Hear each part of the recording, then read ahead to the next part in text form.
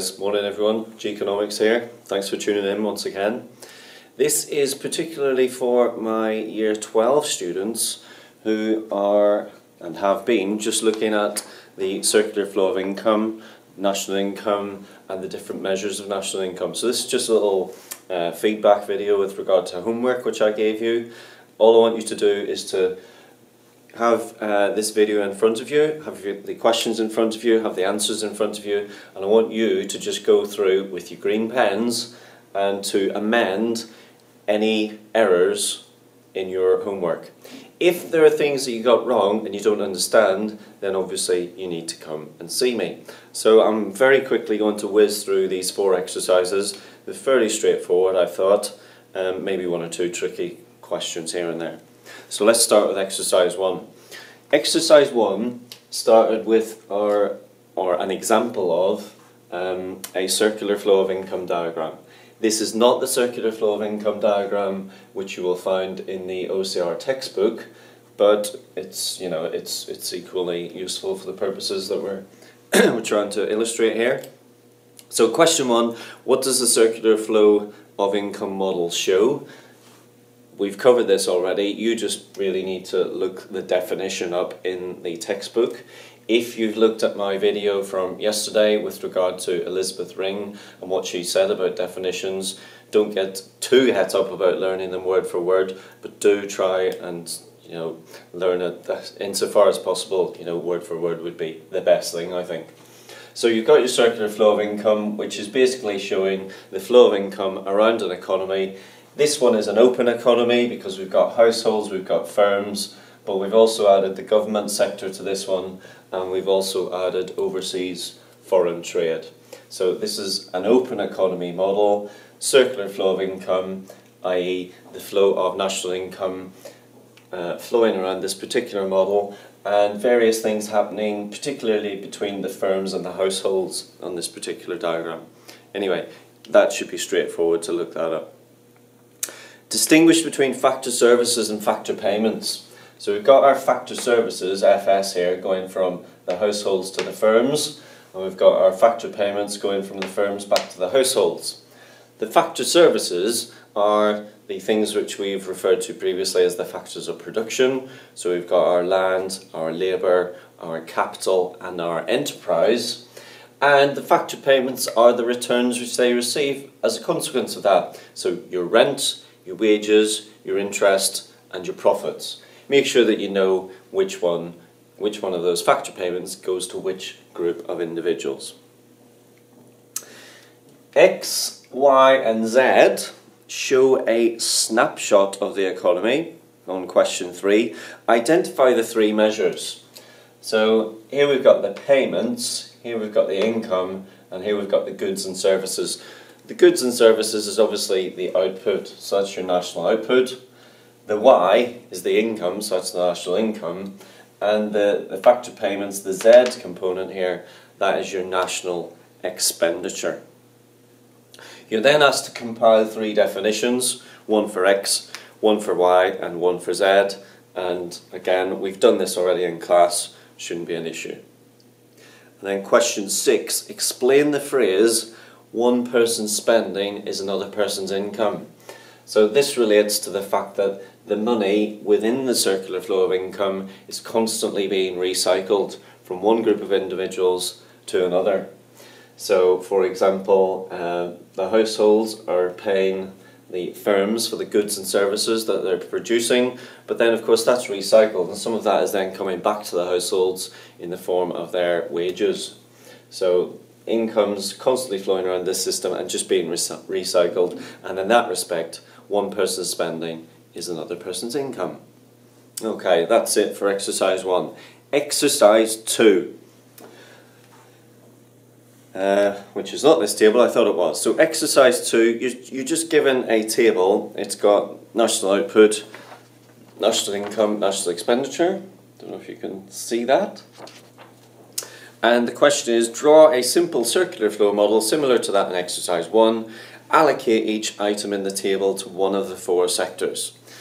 Very straightforward. Anything to do with national output is going here by the X. anything to do with national income is going here by the Y, and anything to do with national expenditure is going here by the Z. Straightforward as that. Why in a simple model, this is question 3, must the value of national expenditure be the same as the value of national output, be the same as the value of national income? Well, we've talked about this before. If you have a very simple model where you only have households and firms and a straightforward flow of income flowing around this system, so you've got consumption expenditure here, national income here, then you've got the things going inside, so you've got your factor services or your factors of production, and then your factor payments going in return. If we assume that there are no leakages, by leakages remember withdrawals, so we mean savings, taxation and inputs. So if we assume there are no leakages and no injections, no I, no G, no X, no investment, no government expenditure, no exports in this very simple model of a closed economy, if we assume those things, and if we assume that households spend all of their income on the goods and services produced by the firms, then we can say that national income should be the same as national output, should give the same value as national expenditure. Question 4 says, will the UK figures always balance? Explain your answer. Hypothetically, yes. In theory, ought to. In reality, no. We're talking about a 1.7, 1.8 trillion pound economy. The number of transactions going on, day out, 7 days a week, 365 days a year, the chances of the values being recorded so that one is the same as the other, is the same as t'other, very, very remote. And that's in a developed economy where we have very efficient mechanisms in place to measure these things. So pretty unlikely. Okay, that's exercise 2. Exercise 3 caused some of you a little bit of a problem, I think, but it's really very straightforward. So you're simply asked to describe this production chain. This is for the national output method of measuring national income. So it could be anything here, but here we've got a landowner, and the landowner sells some trees to a timber merchant, who then sells them to the carpenter, who then sells them to the retailer. The key thing about the output method is that it is very easy to what's known as quote-unquote double count.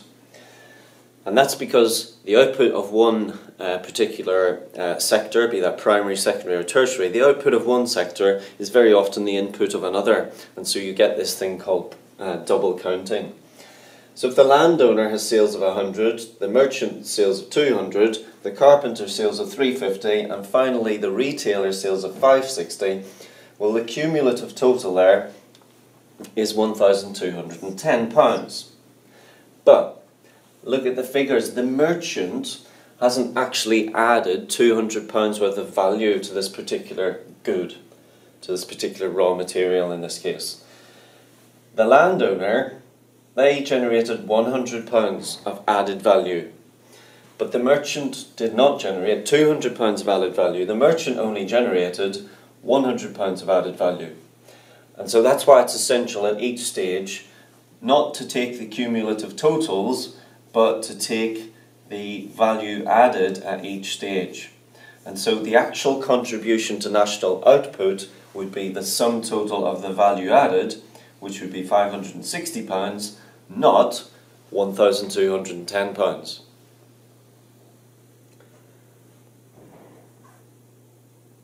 And then finally, exercise 4. Can Mr. Oliver contact reception, please? There's a phrase there called transfer payments. Not sure if we've mentioned this before. If we haven't, now's the time to do it. Transfer payments are a payment for which there is no corresponding output. So by that, we're talking about, generally speaking, some type of benefit payment whereby the recipient is in the receipt of that, but they're not actually, for example, making a contribution to national expenditure, to national output, or to national income. And so, in your excuse me, in your diagram, where it talks about what would the contribution be. The actual contribution here would be £100, because if it was £130 you'd be including the transfer payment, and that ought not to be included in the national output calculation. Okay, I hope that's clear. Any problems, come and see me, and thanks for watching.